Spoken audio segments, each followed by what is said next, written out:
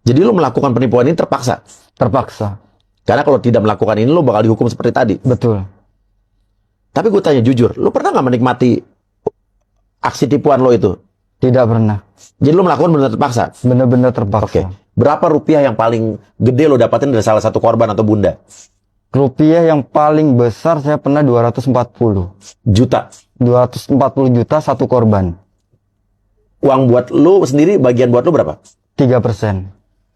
Hanya 3%. Hanya Lu 3%. menipu 240 juta, lu cuma dapat 3%. 3%. Artinya itu cuman 7,2 juta. Betul. Hah? Cuma 3%. Dari 250 juta lu cuma dapat 7,2 juta? Iya. Lu dapat cash apa, Pak? Biasanya cash, soalnya kita tidak ada transfer. Cuman kalau nominalnya besar, transfer. Oke. Yang lain uang masuk kemana uangnya? Kalau yang lain dibagi-bagi untuk jatah RT, RT itu berarti kepala kamar, iya, itu sekitar 20%-an. 20% berarti 48 juta. Iya. Ya. Terus ada jatah RW, ada jatah Berapa RW? Lebih gede lagi? RW lebih gede, nominalnya kurang tahu persisnya. Iya. Terus ada jatah kuda. Kuda itu siapa? Kuda itu orang yang mengambil uang di ATM. Jadi saat bunda Napi juga? transfer, bukan. Oke. Jadi di luar, ATM kan di luar tempatnya. Nah, jadi itu oknum petugas, Iya. itu yang mengambil uang, itu jatahnya 10%. Jadi 24 juta sendiri. Iya, Si kuda ini. iya. Oknum itu petugas lapas. Oknum petugas lapas. Itu Oke. baru ngambil. Terus masukin itu 10%. Masukin uang ke dalam lapas. Untuk bayar ke? Untuk bayar, untuk pencairan dana tersebut, seandainya dari bunda cair 100 juta, jadi oknum tersebut ngambil di ATM, lalu dibawa ke dalam lapas uangnya. Cash. Selanjutnya di depan kamu Ada 1,2 miliar. Gila. Berarti ini puluhan miliar setiap bulan. puluhan miliar. Ini dikondisikan. Terus terang dari petugas lapas, Ya. saya juga beli dari petugas lapas. Dia tahu ya itu buat menipu kan? Tahu. Nggak mungkin nggak tahu. Tahu, malah setiap kamar itu rungkat atau kamar itu tidak ada uang, dia akan nanya, ngapain aja ABK ini di dalam? Si petugas ini? Petugas. Sipir berarti? Iya, Dia nanya. dia akan menanya, mau ngapain aja ini di dalam? Cuma makan tidur, seperti itu.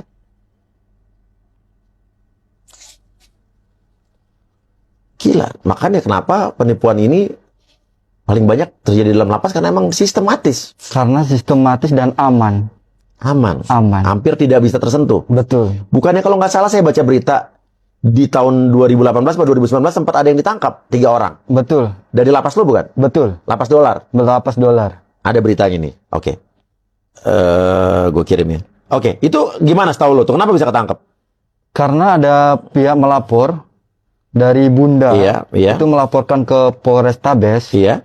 Nah, selanjutnya diselidiki, Iya. ternyata oknumnya di lapas tersebut, di lapas dolar. Iya. Karena tanpa sengaja waktu video call, seharusnya off cam, dia on cam. Jadi muka asli. Muka aslinya? asli napi yang Oke. terekam. Iya. Nah, dari situ di screenshot sama bunda, Iya. akhirnya dilaporkan, akhirnya ketemu. Ketemu. Apa? Itu di Polrestabes Bandung berarti ya? Di Polrestabes Bandung. Oke, tuh akhirnya gimana tuh?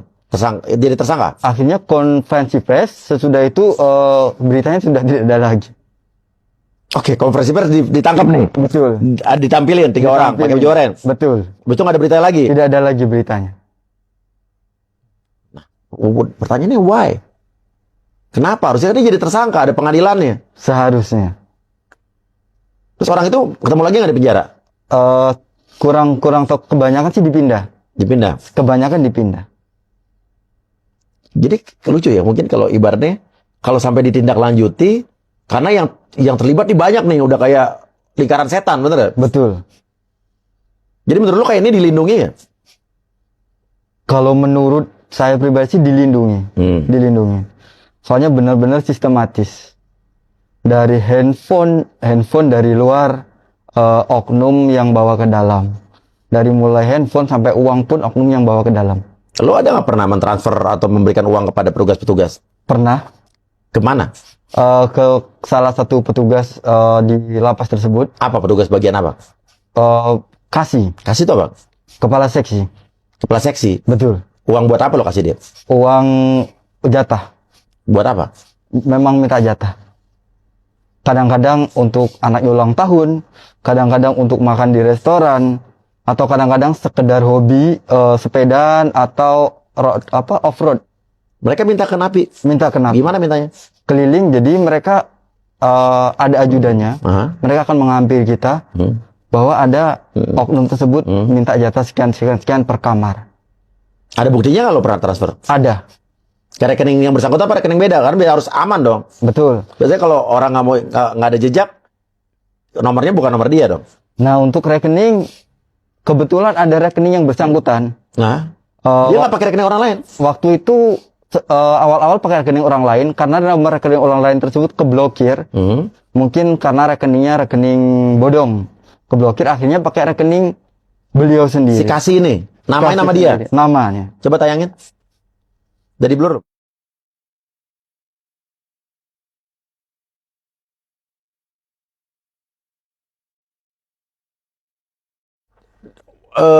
Lo transfer setiap apa, Dut?